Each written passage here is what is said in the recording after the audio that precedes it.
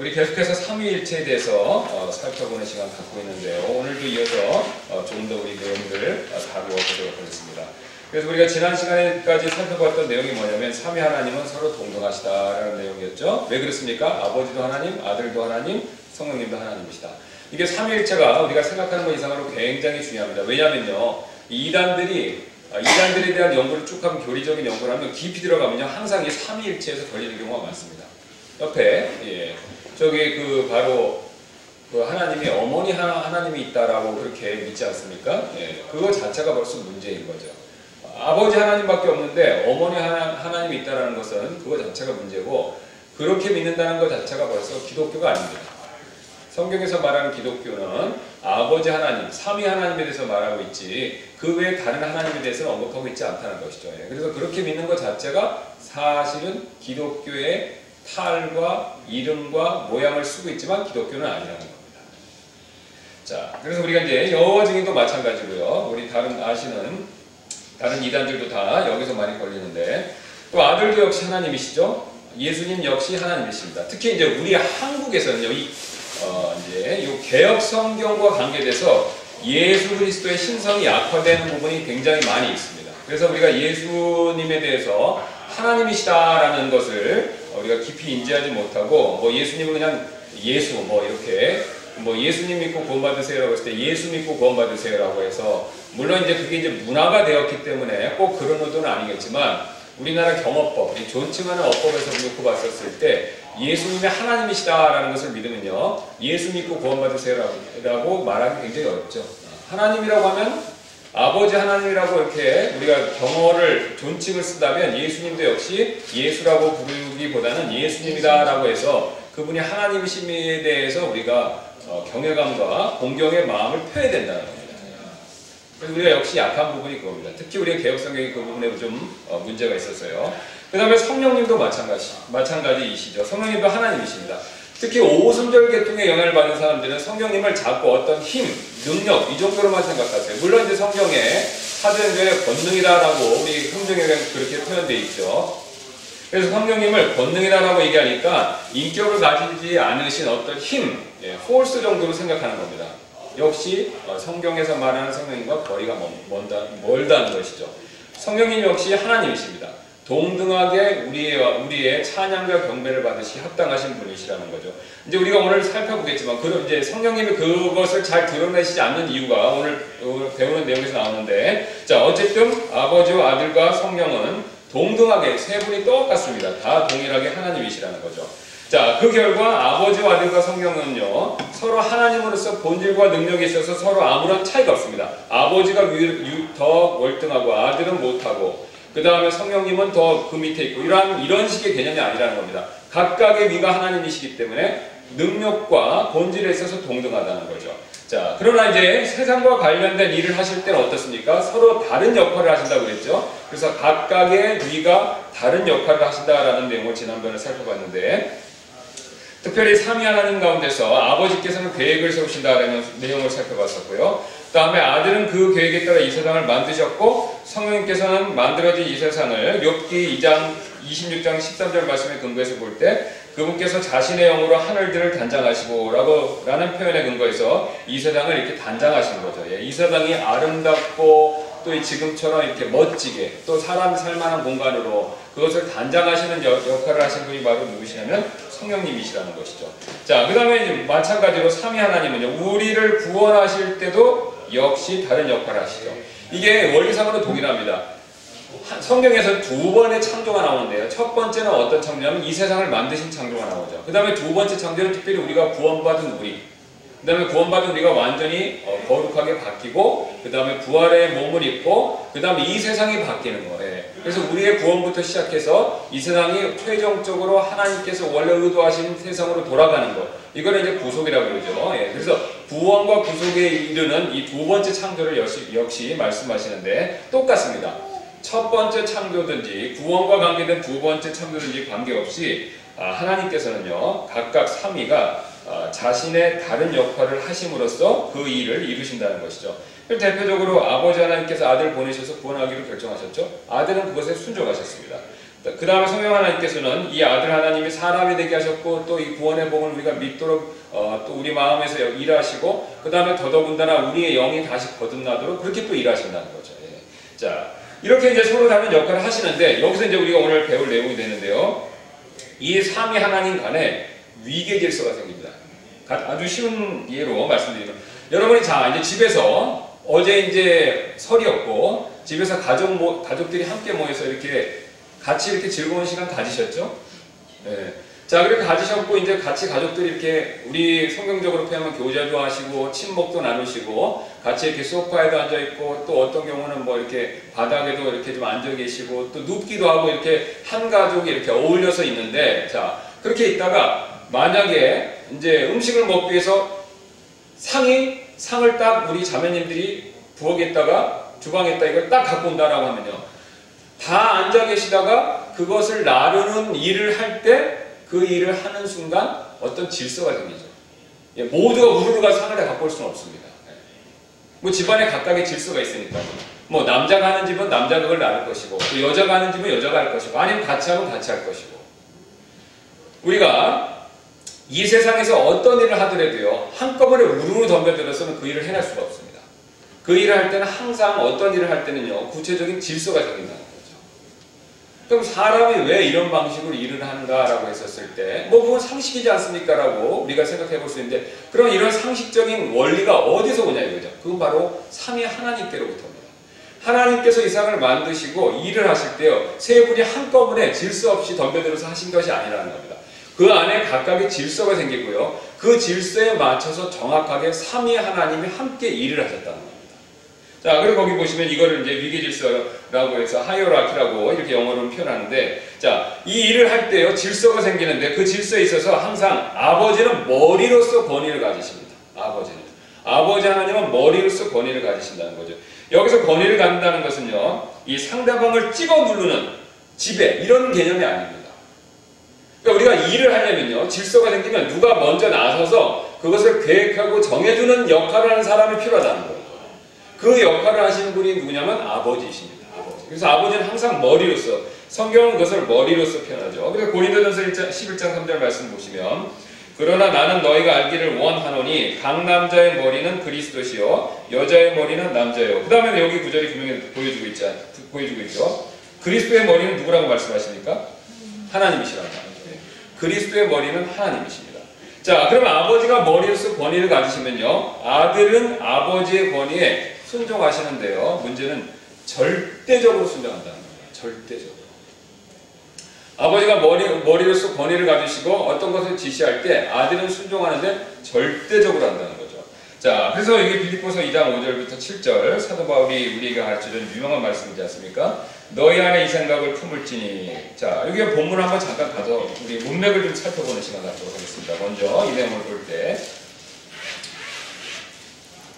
자, 바울이 지금 2장 5절에 빌립보서 2장 5절부터 7절에 이 말씀을 하는 것은 이유가 있습니다. 뭐냐면은 서로 교회 안에 성도들이 다투지 말라는 겁니다. 그러니까 서로 다투지 않고 조화를 이루고 하나를 이루기 위한 방법, 처방전으로서 5절부터 7절을 가르쳐 주는데요. 자, 1절부터 한번 보겠습니다. 그러므로 그리스도 안에서 무슨 안이나 사랑의 무슨 위로나 성령의 무슨 교제나 무슨 인정이나 긍휼이 있거든 너희는 보세요. 같은 생각을 품고 같은 생각을 가지며 한 마음과 한 생각이 되어 내 기쁨을 성취하라. 지금 같은, 그 다음에 한 마음, 이걸 굉장히 많이 강조하고 있죠. 한 구절에서. 한국어 성경을 봤었을 때는 같은이란 말이 2번, 그 다음에 한이라는 것, 하나라는 것이 또 2번 나옵니다. 한 절에서요. 그 다음 3절 보겠습니다. 어떤 일도 다툼이나 헛된 영광으로 하지 말고 오직 겸손한 생각으로 각각 자기보다 남을 더 낫게 여기며 각 사람이 자기 일들만 돌아보지 말고 각 사람이 남의 일들도 돌아보라. 자, 그래서 지금 겸손한 생각을 가져야 되는데 그리고 그 생각을 가졌었을 때 남을 더 얕게 여길 수 있다라고 말하고 있죠. 그럼 그 겸손한 생각이 뭐냐? 5절이 나옵니다. 너희 안에 이 생각을 품을지니 그것은 그리스도 예수님 안에도 있던 생각이다. 그러니까 예수님은 어떤 생각을 가지고 계셨고 그 생각을 우리도 본받으면요, 우리가 같은 마음, 같은 생각, 하나됨을 유지할 수 있다는 겁니다. 자, 그럼 그 생각이 뭐냐라고 할 때 6절에 나오죠. 그분은 하나님의 형체로 계시므로 하나님과 동등함. 자, 지금까지 우리가 배운 내용이죠. 하나님의 형체로 계셨죠. 왜냐하면 그분이 하나님이시기 때문에. 그 다음에 또 하나님과 동등함. 하나님과 똑같은 분이시죠. 그분도 역시 하나님이시기 때문에. 그러나 동등함을 강탈로 여기지 아니하셨으나 이중부정입니다. 그러니까 그게 그 부분이 그러니까 강탈로 여기지 아니하였다는 것은요. 그것을 똑같은 권리를 가지고 계시다라는 의미로 이중부정으로 얘기하고 있죠. 자, 그 다음 7절입니다. 스스로 그러니까 하나님이시고 하나님의 형체로 계시는데 동등하시는데 7절 뭐라고 말씀하시냐면 스스로 무명한 자가 돼서 자기 외 종의 형체를 취하시고 사람들의 모습이 되셨으며 사람의 모양으로 나타나사 자기를 낮추시고 죽기까지 순종하셨으니 곧 십자가의 죽음이라. 이게 마지막에 8절에 중요한 말씀을 하시죠. 순종하셨다는 거죠. 죽기까지. 사람의 모양이 되셨다. 사람이 되셨다는 거죠. 여러분 우리가요. 이 하나님의 입장에서 사람이 되시는 것은요. 굉장한 겸손과 낮아짐을 의미하죠. 창조주가요. 창조물이 되시는 겁니다. 또 자발적. 더 놀라운 것은요. 창조주가 창조물이 되셨고 인간의 신학적으로 얘기하면 인성을 입으셨는데 그 인성을 포기하신 것이 아니라 지금도 가지고 계십니다. 영원토록 가지고 계시다는 거죠.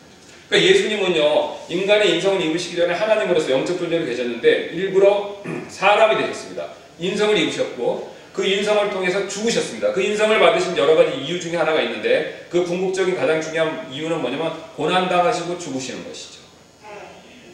그 다음에 죽으시고 부활하신 다음에 그 인성을 버리신 것이 아니라 그 인성을 영원토록 가지고 계시는 거죠. 그러니까 하나님께 더해지는 건 아무것도 없습니다. 영원전부터 계시니까. 창조주기 때문에 더해지는 건 하나도 없습니다. 우리가 신학적으로 생각할 때. 근데 아들 하나님이 한 가지를 더 하셨어요. 뭐냐면요. 스스로 인성을 취하신 겁니다. 그리고 그걸 영원히 가지고 계시다는 거죠. 근데 그 인성을 취하신 이유가 뭐냐면 우리 때문입니다. 공적으로 우리의 죄 때문이죠.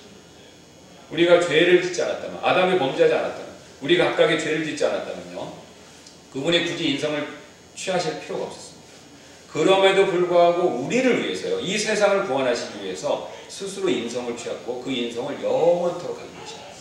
흥미로운 것은요. 계시록에 보면요. 우리가 그분의 이 못자국난 손과 허리를 만져볼 수 있다라는 것을 얘기하고 계십니다. 예. 그래서 우리가 그것은 무엇을 보여주냐면요. 우리가 영원토록 그분과 하늘에 있으면서 그분이 우리를 위해서 하신 일, 그건 잊을 수 없는 일이라는 겁니다. 우리가 계속해서 기억해야 될 일이 된다는 것이죠. 자, 그렇게 그분이 자기를 낮추시고 죽기까지 순종하셨으니 곧 십자가의 죽음이다. 이렇게 말씀하십니다. 자, 그러면서 여기서 우리가 시간이 없어서 다 찾아보지 않겠지만 마태복음 10장 40절만 한번 보도록 하겠습니다.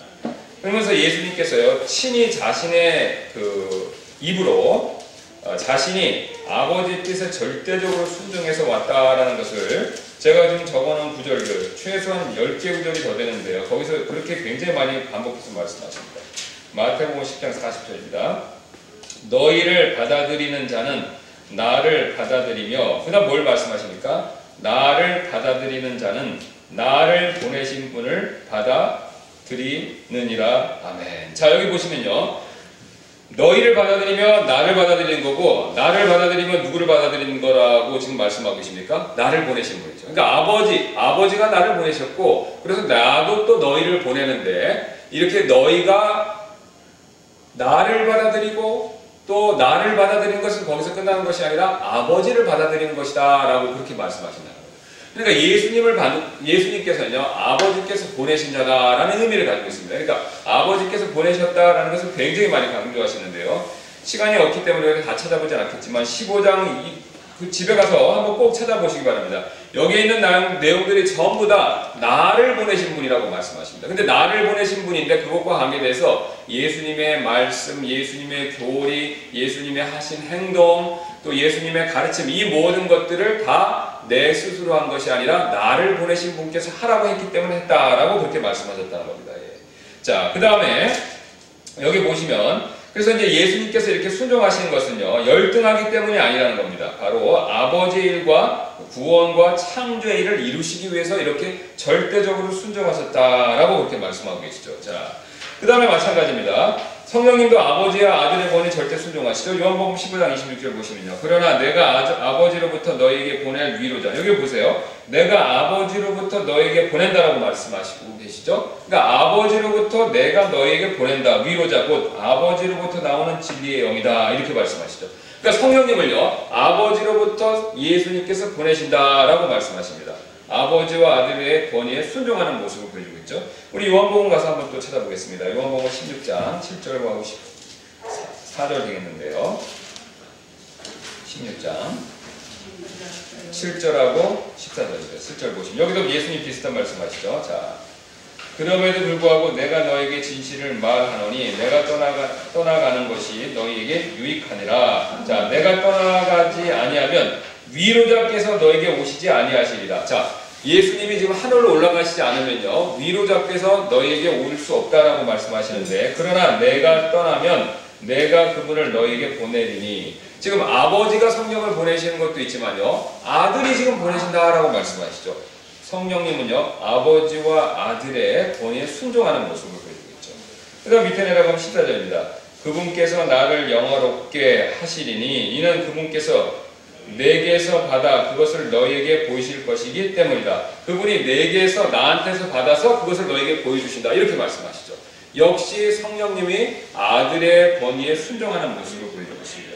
자, 이렇게 바로 삼위 안에서 서로 간에 순종하고 그 질서에 따라서 일하시기 때문에 하나님께서는요 이런 원리로 사람을 만드셨고 특별히 가정을 만드셨습니다. 가정을 만드셨죠.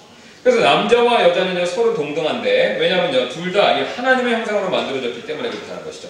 우리 창세기 1장 26절 7절 한번 보겠습니다. 창세기 1장 여기 굉장히 중요한 내용이 나오는데요. 한번 보겠습니다. 자, 이제 우리가 이 삼일체에 대한 내용을 지금까지 이렇게 이해하시고 우리가 창세기 말씀을 보면 굉장히 이제 다른 국면이, 다른 부분이 보이는데요. 여기 이제 26절 한번 보겠습니다. 하나님께서 이르시되 우리가 우리의 형상으로 우리의 모양에 따라 사람을 만들고 그들이 바다의 물고기와 공중의 날짐승과 가축과 온 땅과 땅에서 기는 모든 기는 것을 지배하게 하자 하시고, 여기 보니까 분명히 우리라고 말씀하지 않습니까? 이 우리에 대한 다양한 해석이 있지만 이게 삼위일체로서 하나님이 삼위를 우리라고 표현한다라는 것을 아무도 부정 못합니다. 그걸 아무도 부정 못한다는 거죠. 그래서 여기서 분명히 우리가 우리의 형상으로 우리의 모양에 따라 사람을 만들자라고 말씀하시죠. 그럼 우리의 형상이라고 했을 때, 우리의 모양이라고 했었을 때는 여러 가지 뜻이 내포되어 있는데, 왜냐하면 하나님은 광대하신 분이기 때문에 그 중에 가장 대표적인 것이 뭐냐면 삼위 하나님의 형상과 모양을 따라 사람을 만들었다는 겁니다. 그 근거가 있습니다. 자, 보세요. 그래서 사람을 만들고, 지금 여기서 우리의 모양에 따라 사람이라고 말씀하시죠. 27절이 굉장히 중요합니다. 이처럼 하나님께서 자신의 형상으로 사람을 창조하시되 하나님의 형상으로 그를 창조하시고 그들을요 남성과 여성으로 창조하시니라. 사람을 만들었는데 남성과 여성을 만들었습니다. 자, 사람을 만드는데 남성과 여성의 복수로 만들었다는 거죠. 그럼 왜 그렇게 만드셨습니까? 그게 나오죠. 자신의 형상으로 사람을 창조하셨다고 말씀하시죠. 그럼 하나님의 형상 중에서 어떤 부분입니까? 하나님은 삼위 하나님이시죠. 그래서 하나님께서는요 사람을 그냥 홀로 있게 사람으로서 계속 존재하게 하실 수 있지만 일부러 남자와 여자를 만드셨다는 겁니다. 바로 삼위 하나님의 형상과 모양을 본받아서 아버지와 아들과 성령이 계신 것처럼 사람도 남자와 여자로 일부러 복수로 만드신 거죠. 자, 그러면 한번 제가 질문 드리겠습니다. 여러분, 이 부분을 여러분 정확히 이해하시면요 지금 일어나고 있는 그 여성운동, 페미니즘이 있죠. 그것에 대해서 우리가 굉장히 강력하게 방어할 수 있습니다. 이 페미니즘이 굉장히 강해서 이제 기독교 안에 들어갔고 그 기독교 페미니스트들도 있어요. 그래서 굉장히 여성의 권위에 대해서 그걸 강조하면서 이 여성과 남성의 그 올바른 관계를 잘못 이해하고 지금 이 페미니즘적으로 굉장히 그것을 교회 안에서 파급시키고 그래서 갈등을 일으키는데요. 자, 우리가 조금 뒤에 살펴보겠지만 이 부분을 정확히 이해하시면 남녀 간의 갈등이 생길 이유가 전혀 없다라는 것을 확실히 알 수 있습니다.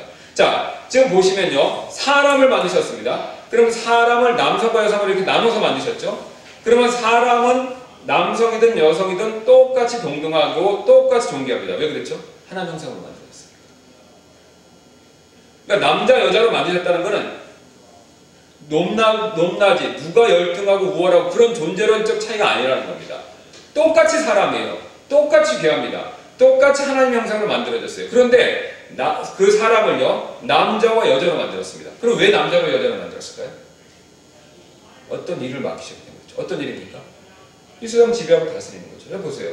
26절에 온 땅과 땅에서 기는 모든 것을 지배하게 하자 하시고, 이처럼 하나님께서 자신의 형상으로 사람을 창조하시되, 그러니까 하나님이 이 세상을 다스리는 일을 맡기시기 위해서 사람을요, 남자 여자로 만드신 겁니다. 자, 그래서 이 사람은 남자 여자 똑같은 사람이기 때문에 똑같이 동등합니다. 절대로 뭐 성적인 우열, 높낮이가 있는 게 아닙니다. 똑같이 사람이라는 거죠. 똑같이 동등합니다. 그 근거로, 그러면서 그 다음에 하나님께서 그들에게, 그 근거가 28절에 또 나옵니다. 하나님께서 그들에게 복을 주시고 하나님께서 그들에게 이르시되 다산하고 번성하여 땅을 채우라. 땅을 정복하라. 또 바다의 물고기와 공중의 날짐승과 땅 위에 움직이는 모든 생물을 지배하라 하시니라. 그러면서 여기서 뭘 말씀하시냐면요, 복을 주시는데 남자에게만 복을 주셨다라고도 말씀 안 합니다. 여자에게만 복을 주셨다고도 말씀 안 하시죠. 그들이라고 얘기합니다. 그러니까 똑같이 복을 주신 겁니다. 왜 그랬죠? 동등하기 때문에. 동등하다. 그들이라고 얘기한다는 거죠. 이게 성경의 묘미입니다. 왜 성경은 주어, 그 다음 영어로 치면 대명사, 뭐 전치사 이런 것들이 함부로 써진 게 아니라 의미가 있다는 겁니다. 그러니까 하나님이 왜 사람을 만드셨고 사람을 남자 여자로 만드셨냐? 목적, 어떤 우리에게 준 과업이 있기 때문에 그렇다는 겁니다. 그 과업을 이루게 하기 위해서 남자 여자를 만드셨는데 그 남자 여자는요, 똑같이 동등하다. 그래서 그 과업을 잘했었을 때 복을 받는데 그들 둘 다 남자 여자가 똑같이 복을 받는다. 남자만 복을 받고 여자는 그 밑에 있다. 그런 뜻이 아닙니다. 요즘에 그 페미니스트 얘기한 대로 여자가 위로 올라가야 된다. 그것도 아니라는 거죠. 똑같습니다. 자, 그런데 똑같이 하나님 형상으로 만들어졌기 때문에 본질과 특성상 동등하지만요. 자, 그 다음에 하나님이 맡기신 그 일을 수행하는 데 있어서는요, 앞에서 살펴봤던 것처럼 하나님도 창조와 구원의 일에 있어서 질서를 가지고 하시는 것처럼 마찬가지로 사람, 곧 남자와 여자도요, 하나님께서 맡기신 일을 할 때, 그 일을 할 때 질서상 높낮이가 생기는 것 뿐이라는 거죠. 바로 그걸 보여줍니다. 그게 대표적인 예가 뭐냐면, 그 근거가 뭐냐면, 보세요. 바로 2장에 18절 보겠습니다. 주 하나님께서 이르시되 남자가 홀로 있는 것이 좋지 못하니 내가 그를 위하여 합당한 조력자. 여자에 대한 또 다른 명칭이 나오죠. 자, 보세요. 지금 여기 창세기에 지금 이 오늘 세 가지, 여자와 관계된 세 가지 명칭이 나옵니다. 첫 번째는요, 사람에게 나와서 남자, 여자라는 명칭이 있고요. 여자에 대한 두 번째 명칭이 나오죠. 두 번째 명칭이 뭡니까? 조력자입니다. 자, 여기 보세요. 주 하나님이 이르시되 남자가 홀로 있는 것이 좋지 못하니 내가 그를 위하여 합당한 조력자를 만들리라. 자, 그러면 왜 하나님께서 조력자라고 여자 이름을 정하셨을까요? 무슨 일 때문에? 다스리는 일. 하나님이 주신 그 일을요, 함께 하게 하시기 위해서 여자의 역할이 뭐냐면요, 조력자입니다. 그러니까 둘 다 동등하게 똑같이 사람으로서 보기합니다. 그런데 일을 할 때는요, 이렇게 조력자 역할을 한다는 거죠. 옆에서 조력자 역할을 한다. 그러니까 이게 본질상 열등하다는 게 아니라요, 기능상 밑으로 들어온다는 겁니다. 이 말씀이 무슨 차이인지 좀 이해되시나요? 자, 아까 제가 이제 다시 이 설날집 분위기로 돌아갔을 때, 아까 말씀드리지 않았습니까? 거기서 있으면요, 할아버지가 계시면요, 야, 그러면 상은 누가 갖고 와? 그러면요, 그거에 맞춰서 가족들이 다 순종합니다. 세배를 하다못해 세배한다고 해도 이렇게 하자라고 하면요, 할아버지가 얘기하면 그거 맞춰서 순종을 하죠. 자연스러운 겁니다. 그럼 거기에서 김씨가 모였으면요, 그 김씨 중에서 김씨가 아닌 사람 없죠. 며느리까지도 다, 미식으로 치면 다 김씨잖아요. 예. 그러면 다 김씨가 모였으면요, 다, 저는 제 아내는 또 김씨니까 상관이 없지만, 다, 김씨들이 있으면요, 다 김씨예요. 거기서 김씨가 아닌 사람이 없습니다. 다 동등한 거예요. 김씨를 동등하죠. 만약에 그게 로얄 패밀리라고, 왕족이라고 생각해보세요. 다 고귀한 사람이에요. 그런데 어떤 일을 할 때는요, 그 일을 하기 위해서 기능상 높낮이가 생긴다. 그런데 그 높낮이가 생겼다는 건요, 존재론적으로 그 사람의 본질과 특성이 열등하다는 뜻이 절대로 아닙니다. 이게 성경에서 말하는, 성경에서 남자 여자의 관계에 아주 중요한 원리가 되죠. 자, 그래서 그렇게 남자가 여자의 도움을 받아야 되고, 또 여자는 남자를 돕는 조력자 역할을 해야 되는데, 그 다음에 세 번째 나오는 여자에 대한 호칭이 있죠. 그 다음에 24절 보겠습니다. 그러므로 남자가 자기 아버지와 어머니를 떠나 자기 아내와 연합하여 그들이, 그 다음에 뭘 얘기하고 있습니까? 한 육체가 되다. 그럼 적으세요. 지금 성경에서는요, 이 세 명칭이 순서가 의미가 있습니다. 처음엔 사람을 만드셨죠. 남자 여자 만드셨고, 남자 여자인데 이 다스리는 일을 하나님 맡기셨기 때문에 여자는요, 이렇게 돕는 조력자 역할을 해야 됩니다. 그럼에도 불구하고 서로 간의 차별과 높낮이가 있는 것이 아니라 둘은요, 다시 하나라는 거죠. 한 육체, 하나라는 거죠. 그러니까 우리가 기능상 어떤 일을 할 때만 서로 질서가 생기는 것 뿐이지, 존재론적으로는 다 똑같다는 겁니다. 다 똑같다는 것이죠. 자, 절대로 그래서 여자가 남자에게 순종하는 것은요, 열등한 존재이기 때문에 하는 게 아닙니다. 그러니까 우리 한국식으로요, 우리 남전요비란 말 있죠? 남자는 존귀하고 여자는 비천하다. 그건 잘못된 개념입니다. 여자가 존재론적으로 남자보다 못하다고 하는데 그건 비성경적인 개념입니다. 똑같습니다. 어떤 일을 할 때만 순서상의 또 기능상의 높낮이가 잠깐 생긴다는 거죠. 그게 끝나면 원래로 돌아갑니다. 하나가 된다는 거죠. 자, 보세요. 집에서도 이렇게 뭐 차례상 차려서 아니까 차례를 우리는 기독교니까 안 하는데, 어쨌든 뭐 같이 식사를 이렇게 해서 하고 먹고 치우고 나면요, 또 그 가족이 하나가 돼서 서로 높낮이를 따지지 않고 서로 교제하고 즐거운 시간을 갖지 않습니까? 똑같습니다. 하나님도 교제 가운데 계시다가 이 세상 창조하고 이 세상 구원한 일을 하셨을 때 잠깐 그 일에 있어서 순서가 생기죠. 그리고 그 일을 완성했었을 때는 다시 동등하게 똑같이 하나로서 교제 관계와 기쁨과 즐거움을 누리신다는 겁니다. 이게 바로 하나님이 일하시는 방법인데요. 자, 이게 이제 이런 원리로 교회도 그렇게 똑같이 만드셨죠.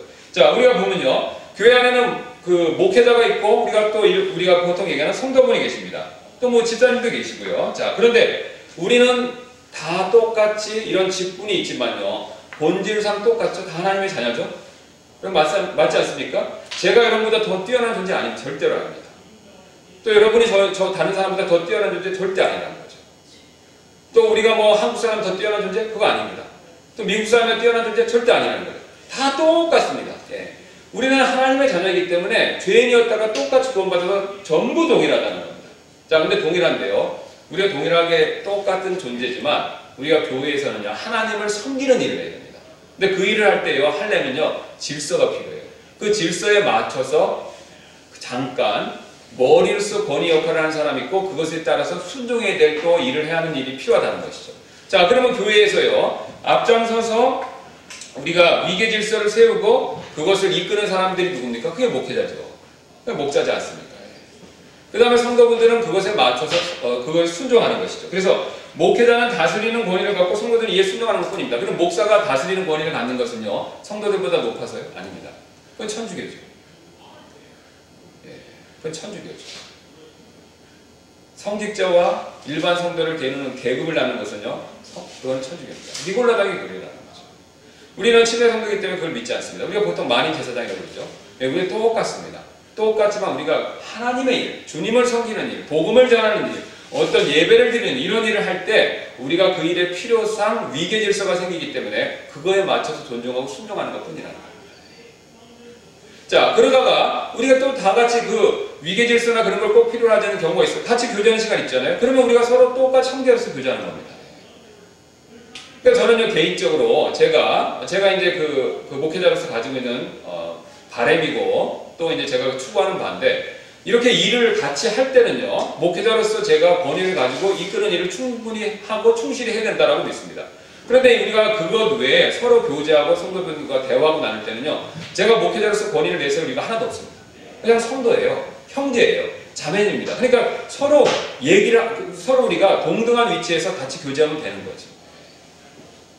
물론 이제 그 얘기를 하는 과정에 예의가 없이 한다는 뜻은 아니고요. 서로 그리스도의 예의를 갖추되 제가 목회자로서 무슨 권위를 가지고 더 우월한 것처럼 그렇게 그런 방식으로 교제하고 그런 거를 원하지 않는다는 겁니다. 왜냐하면 성경은 그걸 지지하지 않고 있기 때문에 그렇죠. 그래서 예수님은 놀랍게도 제자들을 뭐라고 부르셨습니까? 친구라고 부르셨죠. 만약 예수님이 교황같이 권위주의적인 것을, 권위주의적인 생각, 그러니까 어떤 계급론적인 생각을 가지셨다면요, 근처도 못 가죠. 어디 예수님 근처를 가겠습니까? 예수님의 발을 씻어주는 일이 일어날 수도 없는 거고. 여러분, 근데 그게 목회자뿐만 아니라 모든 성도 간에 마찬가지입니다. 일반교회는 우리가 장로가 있기 때문에 장로분들이라고 하더라도 그런 생각을 가져서는 안 된다는 거죠. 우리는 목사 외에 집사가 있기 때문에 집사라고 하더라도 그런 생각을 가져서는 안 된다는 겁니다. 일을 할 때는요, 우리가 위계질서가 생겨서 그걸 딱딱 맞춰서 하고, 그것 외에는요, 서로 교제하고, 서로 쉬고, 그 다음에 우리가 서로 좋은 시간을 서로 가질 때는요, 그럴 때 우리가 똑같이 동등하다. 동등하게 목회자든 성도든 하나님의 자녀로서 같이 간증도 하고, 찬양도 부르고, 기도도 하고, 기쁜 일이 있으면 웃기도 하고, 농담도 하고, 슬픈 일이 있으면 같이 울기도 하고. 굉장히 여러분 그거 봤을 때 어떻습니까? 인간적이지 않습니까? 제가 미국의 교회에 있으면서 봤었을 때 미국 분들이 그걸 잘하세요. 그걸 굉장히 잘해요. 우리는 유교 문화의 영향을 받았기 때문에 이 목회자는, 목사는 그 위에 선생이다, 높은 위치에 있다라고 그런 암묵적인 전제가 있기 때문에 서로 성도들도 바라고 목회자들도 그걸 맞추기 위해서 애를 씁니다. 그러니까 굉장히 불편하죠. 거추장스러운 옷을 입은 것 같습니다.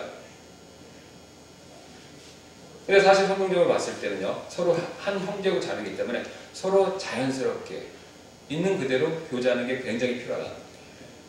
그러나 이제 우리가 일을 할 때는요, 어떻습니까? 다 그거의 질서와 순종에 맞춰서 해야 되는 거죠. 여러분, 이 직장에서요, 굉장히 리더십이 좋은 사장님은요, 그 회사에서 일을 하지 말고 무슨 회식을 한다든가, 또 무슨 산에 무슨 체육대회를 한다든가 이런 거 할 때 격없이 하시는 거예요. 같이 직원들하고 똑같이 뛰고 똑같이 같이 웃고 같이 함께 해준다는 거죠. 거기서도 넥타이 메고 이러고 있으면요, 굉장히 부담스럽죠. 그러면 벌써 직원들이 부담스러워하고 어렵습니다. 그리고 우리 사장님은 소통이 잘 안 돼. 다 그러죠. 근데 진짜 리더십이 좋은 사장님은요, 같이 하나가 됩니다. 자, 그렇게 하나가 되는데요, 그 중에 어리석은 직원이 만약에 있어서, 야, 우리 사장님은 굉장히 만만한 분이구나 라고 생각하고 일하는 데 있어서도 그렇게 생각하고 하면 그분은 오산이죠. 일을 할 때는 또다시 사장으로서, 직원으로서 그 자신의 맡은 바에 최선을 다해야 된다. 이게 바로 성경에서 말하는 위계질서와 그거에 따라서 우리가 순종하는 원리가 됩니다. 가정에서도 마찬가지예요. 가정에서도 자, 보세요. 남편과 아내로서 있다가 어떤 일을 할 때는요, 남편이 주도적으로 일을 하고 아내가 그걸 따라서 하는 거죠. 그래서 여러 가지 집안의 일과 집안의 크고 작은 일을 해결하는 것이 기본적인 원칙이지 않습니까? 그런데 그거 외에는요, 부부간에 서로 좋은 시간을 갖고 같이 대화를 할 때는요, 서로 사실 친구나 마찬가지죠. 그렇죠? 남편이 엉뚱한 소리 하면 아내한테 혼나기도 하고 그런 거지 않습니까? 그런데 조선시대 같이 남전적인 믿어갖고 남편은 무조건 왕처럼 여자가 아무 말도 못하게 하는 거, 이거는 사실 성경적인 가족관하고는 거리가 먼 것이죠. 그래서 우리가 이제 이것을 이해한다면요, 우리가 여자가 남자보다 못하기 때문에 순종한다, 이거 절대로 아닙니다. 동등한 존재죠. 또 교회에서도 성도들이 목회자보다 못한 존재이기 때문에 한다, 그거 절대로 아닙니다. 동등한 존재. 그러나 우리가 교회의 일, 하나님의 일, 하나님을 섬기는 일을 하기 위해서 우리가 그것에 짜진 질서에 따라서 맞춰서 순종하는 거죠. 그 질서는 또한 교회가 정하는 거고요. 성경은 원리를 제시하고 구체적인 것은 다 신약교회에 각자 교회에 자치적으로 주셨기 때문에 그 시대에 그 문화에 맞춰서 그걸 결정해서 교회에서 하면 됩니다. 그러니까 우리가 이제 회중정치를 믿는 것은 교회 성도들이 다수가 원하는 그 방법에 따라 결정해서 하는 거죠. 그래서 사실 이 독재주의적인 리더십은요, 성경하고 거리가 멉니다.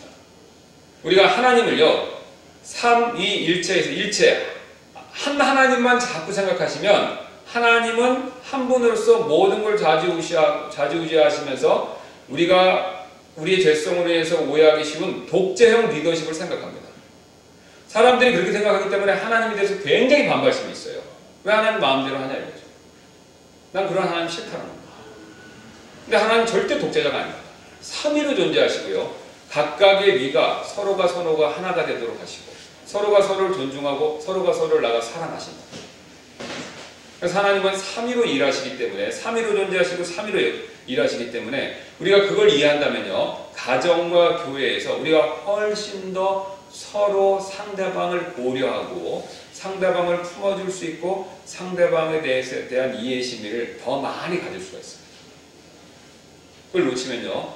독재주의적인 리더십이나 그런 생각에 빠지기가 쉽습니다. 굉장히 쉽습니다. 자, 그래서 우리가 오늘 여기까지 이제 살펴봤었고 잠깐 기도하고 마치도록 하겠습니다.